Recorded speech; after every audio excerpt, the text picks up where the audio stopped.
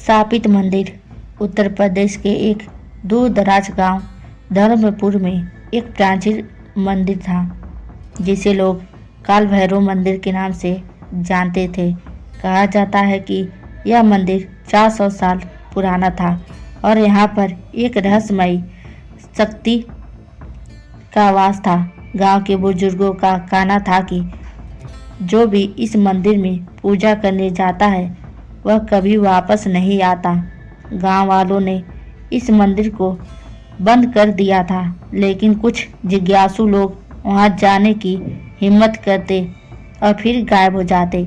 इस रहस्य को जानने के लिए चार दोस्त अभय, रोहित, संध्या और रिया ने इस मंदिर में जाने का फैसला किया, लेकिन उन्हें नहीं पता था कि वे मौत की जाल में फंसने वाले हैं। गांव के सबसे बुजुर्ग व्यक्ति पंडित विश्वनाथ ने बताया कि यह मंदिर एक समय में बहुत पवित्र स्थान था, लेकिन 100 साल पहले एक तांत्रिक रुद्रानंद ने यहाँ अपने काले जादू से शक्ति हासिल करने की कोशिश की। जब गांव वालों को इस बात का पता चला तो उन्होंने रुद्रानंद को जिंदा जला दिया। मरने से पहले तांत्रिक ने श्राप दिया, यह मंदिर अब किसी की पूजा स्वीकार नहीं करेगा। जो भी यहाँ आएगा वह इसी मंदिर का हिस्सा बन जाएगा।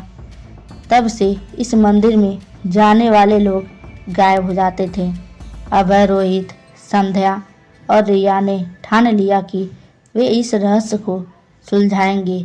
अगर कोई मंदिर शापित है तो हमें ये देखना चाहिए कि वहाँ क्या छिपा है, अभय ने कहा।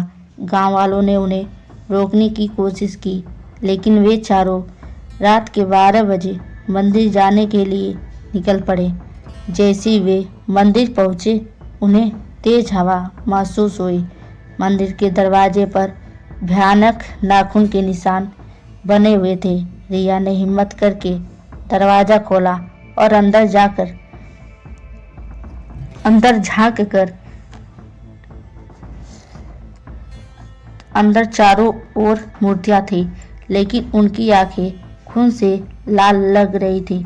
तभी अचानक मंदिर के अंदर एक जोरदार आवाज गूंजी, तुम यहाँ क्यों आए हो? चारों दोस्त डर के मारे एक दूसरे की ओर देखने लगे। मंदिर के अंदर जाते ही दरवाजा अपने आप बंद हो गया। अभय ने देखा कि वहाँ मूर्तियाँ धीरे धीरे हिलने लगी। यह क्या हो रहा है? रोहित चिल्लाया। तभी एक मूर्ति से खून टपकने लगा और संध्या जमीन पर गिर गई। हमें यहाँ से बाहर निकलना होगा, रिया ने कहा, लेकिन दरवाजा अपने आप लॉक हो चुका था। मंदिर की दीवारों पर कुछ पुराने लेख खुद हुए थे। रिया ने उन्हें पढ़ा और पता चला कि तांत्रिक रुद्रानंद की आत्मा अभी भी इस मंदिर में कैद थी। जो भी इस मंदिर में आता वह उसकी आत्मा का गुलाम बन जाता। अब चारों की जान खतरे में थी। तभी मंदिर के अंदर अंधेरा छा गया और हवा में रुद्रानंद का चेहरा उभरने लगा। तुम लोग मेरी कैद में आ चुके हो। वह हंसने लगा। अचानक रोहित हवा में उड़ने लगा और उसकी आंखें सफेद हो गई।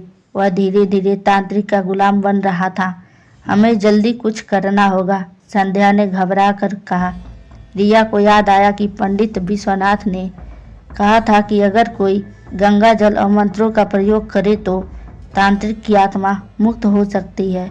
उन्होंने जल्दी से अपने बैग में धरी गंगा जल की बोतल निकाली और रोहित पर डाल दी। तभी रोहित जोर से चिल्लाया और बेहोश होकर गिर पड़ा। रुद्रानंद की आत्मा और भी गुस्से में आ गई। तुम लोग मुझसे बच नहीं सकते। अब यह लड़ाई आत्मा और इंसानों के बीच थी। अभय ने जल्दी से हनुमान चालीसा पढ़नी शुरू कर दी। मंदिर की दीवारें धड़कने लगे और मूर्तियां जमीन पर गिरने लगी।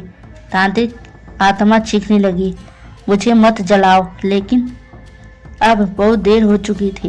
गंगा जल और मंत्रों की शक्ति से रुद्रानंद की आत्मा जलने लगी और धीरे धीरे मंदिर का श्राप समाप्त हो गया। जब चारों मंदिर से बाहर निकले तो सूरज की पहली किरणें फूट चुकी थी। काम वालों ने यह देखा कि वे चारों तो जिंदा वापस आ गए तो उन्हें विश्वास नहीं हुआ। अभय ने सबको बताया कि मंदिर अब शापित नहीं है।